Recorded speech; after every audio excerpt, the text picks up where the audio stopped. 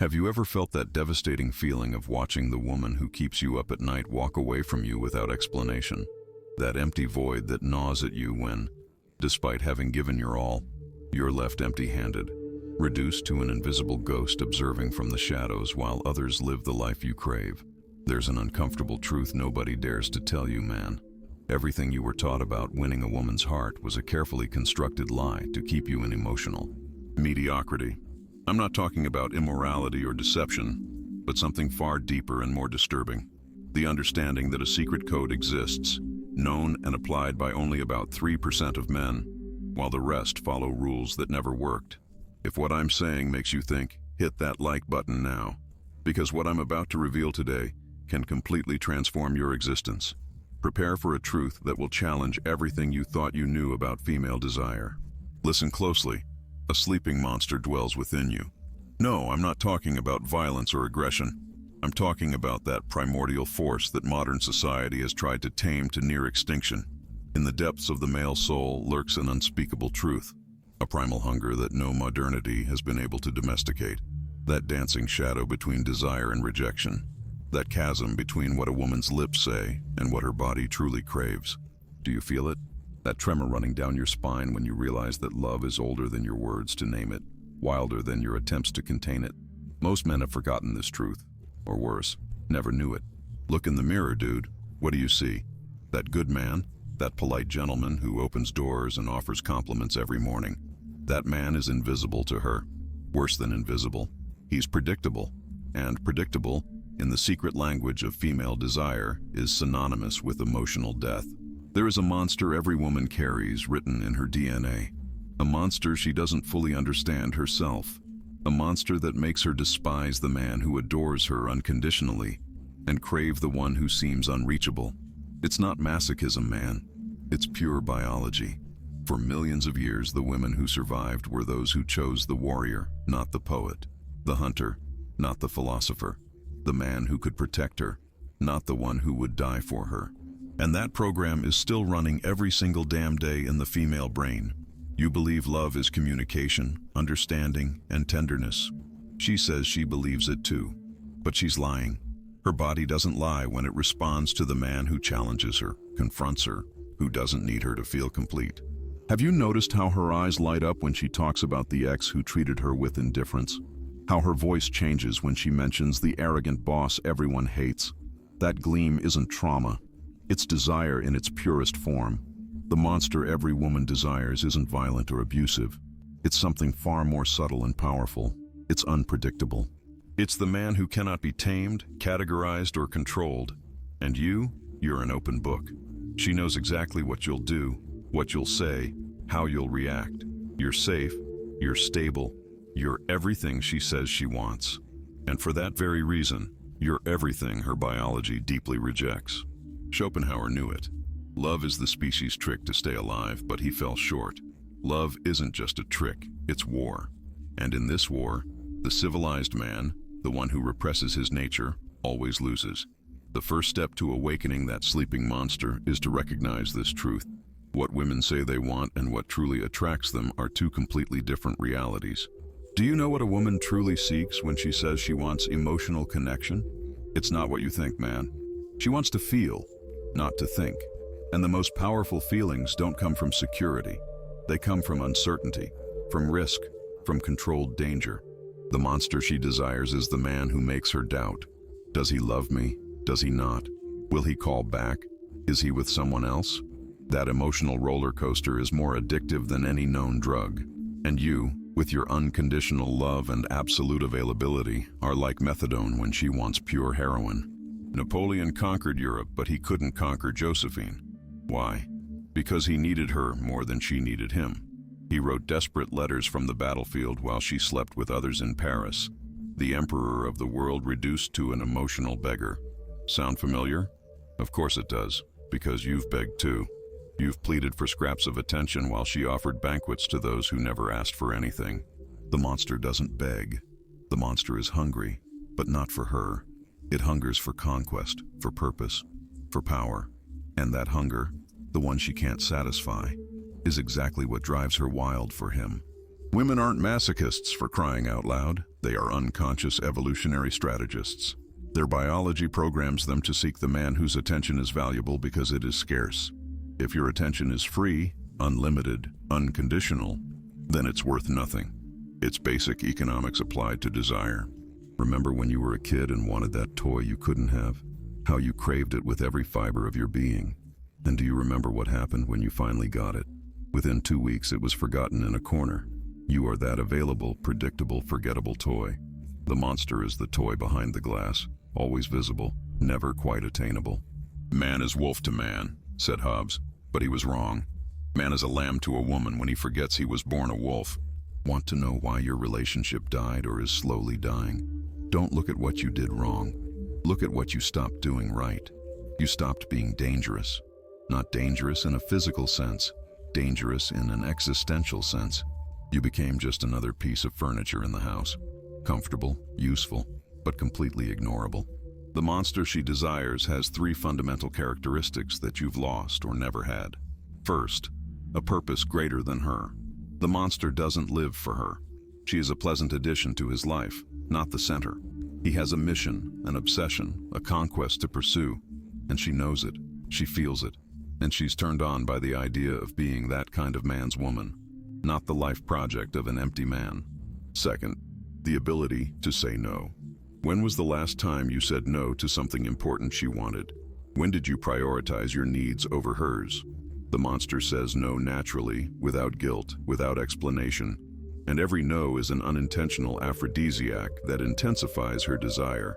Third, emotional mystery. You vomit your feelings like a teenager in his first love. The monster maintains strategic silences that she desperately wants to fill with her imagination. It's not calculated coldness, it's instinctive emotional economy that creates space for desire. Aristotle spoke of potentiality and actuality. You are pure actuality. Everything is done, expressed, consumed. There's no potential, no mystery, no territory to conquer. The monster is pure potentiality, contained energy that could explode at any moment, but chooses not to.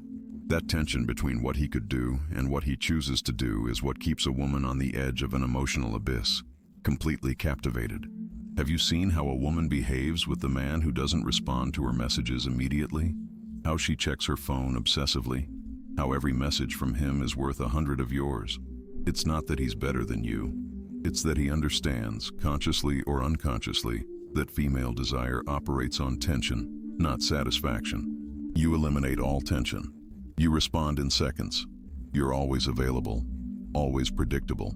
You're an open faucet of attention and affection. And then you wonder why she'd rather die of thirst than drown in your emotional ocean. Nietzsche cried, "God is dead," but he forgot to add, "and with him died the last man women could completely respect." The modern monster isn't the gym alpha male who confuses muscles with masculinity. That's just another lamb in disguise. The true monster is more subtle, more lethal.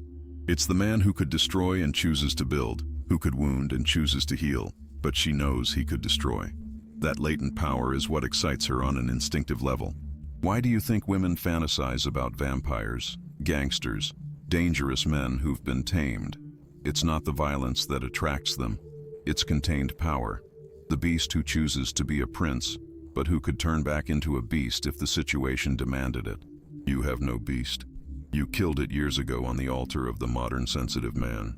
You sacrificed it to be accepted, loved, validated, and with it died your deepest appeal.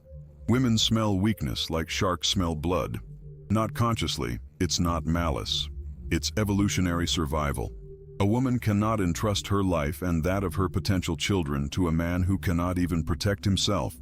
Protect himself from what in the 21st century?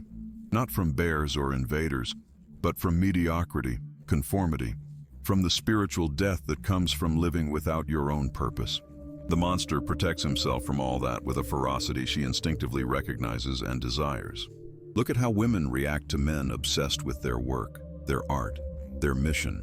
They criticize them. Yes, they complain they don't get enough attention, but they rarely leave them. Do you know why? Because deep down they know that being with a man who has something more important than them in his life is the greatest feminine privilege. It's paradoxical, man. She wants to be the most important thing in your life, but she'll despise you if she gets it. This is the trap you fell into. You made her your entire world, and by doing so, you showed her that your world was very small. So small it fit completely in her hands, so small she could crush it whenever she wanted. Culture lies, and you've believed every cultural lie about what women want. Women want equality, they tell you. Lie. They want a man they can look up to, not just stand beside. Women want emotional vulnerability, the experts insist. Half-truth. They want to see it occasionally, not experience it constantly. They want to know you can feel, not that your feelings control you like a teenager. Women want a best friend, they repeat. The biggest lie of all. They already have friends for that. From you, they want something they can't get from any friend. Magnetic sexual polarity. The monster understands that female attraction works through polarity. Masculine and feminine aren't mere social constructs as they want you to believe. They are opposing magnetic forces that violently attract each other when in their pure state. You have neutralized your polarity. You've become emotionally androgynous. Not too masculine to avoid being toxic. Not too feminine to avoid appearing weak. You are the dead zone where no current flows. The monster is pure current, high voltage, dangerous to touch, but impossible to ignore. Do you know why women constantly test men? Small provocations, seemingly unnecessary drama, sometimes irrational demands. It's not cruelty, it's a polarity check. They are checking if you're still a man or if you've become another friend with a penis. You fail every test. You yield, you apologize, you seek peace at any cost. And with each concession, her desire dissipates a little more. The monster doesn't seek conflict, but he doesn't fear it. When she pushes, he becomes unmovable, not with violence, but with the calm of someone who knows he has nothing to prove. There's a scene that plays out in millions of bedrooms. She starts an argument over something seemingly insignificant. He tries to reason, calm her, solve it with logic. The argument drags on. He gives in for peace. She goes to bed turning her back on him, as dry as the desert. Now imagine the scene with the monster. She starts the argument. He looks at her, smiles slightly, and goes back to what he was doing. She insists, raising her voice. He takes her by the waist, looks her in the eyes without saying a word, and kisses her intensely. End of argument, beginning of renewed desire. What's the difference? The first negotiates from weakness. The second acts from quiet strength. Women don't want to win these battles. They want to know they're with a man who could win them all, but chooses his battles wisely. Want to know the darkest secret of female desire? It's not that they want to be dominated. It's that they want to choose who they allow to dominate them. And they don't choose you because your domination is fake. It's a pose. It's an act learned from cheap seduction manuals. The monster doesn't act dominant. He is dominant over himself. He first dominates his impulses, his fears, his need for validation, and from that natural self-mastery, everything else flows. You can't even control your impulse to check her Instagram every hour. Hierarchy exists, whether you like it or not. In every human interaction, it's decided who leads and who follows. And in your relationship, even if you're the CEO of a company, even if you earn millions, even if you're 6 feet tall, she leads. How do I know? Because the one who needs more always loses power, and you need her like air. She knows it, smells it, uses it. The monster reverses the equation. Not because he doesn't feel, he feels deeply. But his life doesn't depend on those feelings. He can love and lose and still be himself. That emotional self-sufficiency is the most powerful aphrodisiac there is. He who loves most suffers most, said some suicidal poet. He was right, but he drew the wrong conclusion. The answer isn't to stop loving. It's to love from abundance, not from scarcity. You love like a beggar, desperate, grateful for any crumb, terrified of losing the little you have. The monster loves like a king, generous because he can afford to be, selective because he has options, calm because he knows that if this woman leaves, others will come. It's not arrogance, it's reality. The man who builds himself, who has purpose, who doesn't beg for validation, will always have options. And women know it, they feel it, and they compete to be chosen by him. While you compete with all the men in the world for a woman who no longer desires you, the monster selects from women who compete for him. Nature is wise and cruel. It rewards the strong and punishes the weak. And the greatest weakness isn't physical or financial. It's emotional. It's needing too much. It's being unable to be alone. It's defining yourself by who loves you instead of who you truly are. The monster is comfortable in his own skin, alone or with company, loved or rejected. His value doesn't rise and fall with the emotional stock market of his relationship. Yours does, soaring and crashing like cryptocurrency on a panic day. There's an exact moment you lost, a moment you can trace if you're honest with yourself. The moment you stopped being her lover and became her emotional child was when you started asking for permission instead of informing her of your decisions. When you started asking, "Is this okay?" instead of saying, "I'm going to do this." When your happiness began to depend entirely on her mood. Women don't want emotional children. They have enough with the biological ones. From a man, they want a potential father for their children, not another child to care for. The monster never asks permission to be himself. He informs, includes, considers, but never begs for approval. His life is his own. She's welcome to share it, not control it. Do you know what kills more relationships than infidelity? Predictability. The existential boredom of knowing exactly what you'll do, say, think. You're a movie she's seen 1,000 times, and it wasn't even that good the first time. The monster is a series full of plot twists, not out of artificiality, but authenticity. Because a man who pursues his own interests, who grows, who changes, who evolves, is inherently unpredictable. You stopped growing the day you conquered her. You rested on your laurels, got comfortable, became emotionally fat, predictable as the seasons. Schopenhauer wrote, "To conquer without risk is to triumph without glory." But you didn't even conquer. You were given territory and called it victory. And now you wonder why she wants to migrate to wilder lands. The monster never stops conquering, not necessarily other women, but new territories within himself, new skills, new challenges, new versions of what he can become. That conquering energy is what women find irresistible, not the result, but the process. Masculine energy in its purest state that transforms, builds, destroys the old to create the new. You destroyed that energy the day you said, "I've got her now, I can relax." As if female desire were an exam you pass once and for all. As if it weren't a fire that needs constant fuel. And your fuel ran out years ago. The monster is an infinite fuel refinery because his fire doesn't burn for her. It burns for himself. She simply enjoys the warmth when she gets close enough.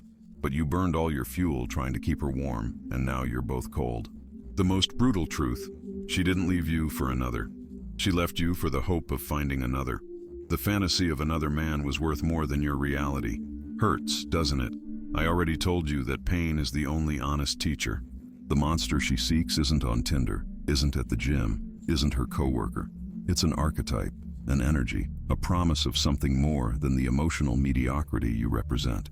Do you know what women are really looking for when they say they want a spark? They want to feel alive.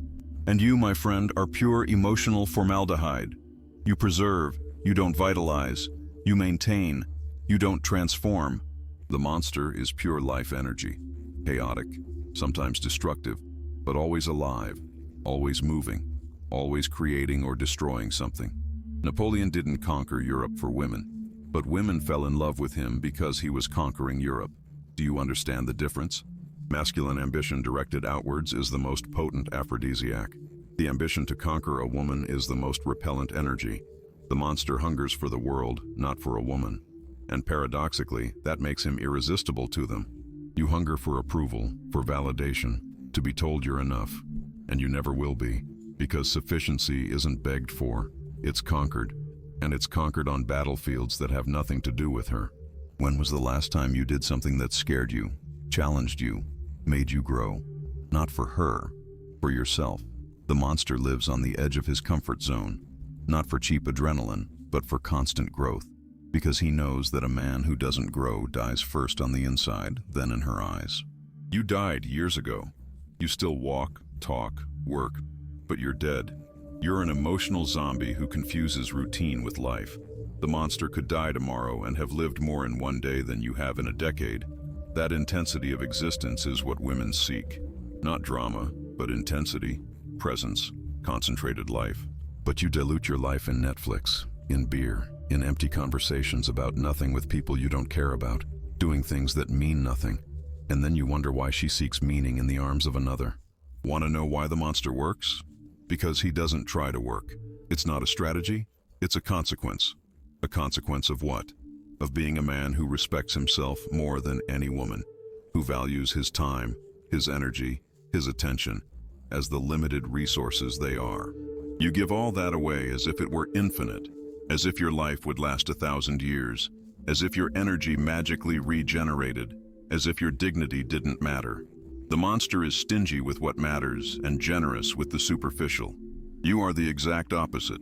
You give your soul for a smile and haggle over pennies at dinner. Do you know what's cruelest of all this? The more you chase her, the faster she runs. The more you need her, the less she desires you. The more you love her in your needy, desperate way, the more she despises you. The monster doesn't chase. He attracts. He doesn't need. He enjoys. He doesn't love desperately. He loves dangerously, with the calm of someone who knows he can survive any loss. And that calm, that certainty, that emotional self-sufficiency is what drives her crazy, because it reminds her that she isn't indispensable either, that she too is mortal, that she too can be replaced. The monster every woman desires isn't a sociopath, isn't an abuser. It's a man who respects himself more than he desires her, who has a life bigger than any relationship, who can love deeply but survive perfectly well alone. It's the man you were before fear castrated you. Remember when you were a kid and feared nothing? When the world was your playground, not your prison. The way forward isn't another seduction manual. It's a scalpel to excise the fear that has paralyzed you. If you don't excise that fear now, you'll keep bleeding dignity until you emotionally die. Comment below, "I'm no longer a corpse," and watch everything start to change from today.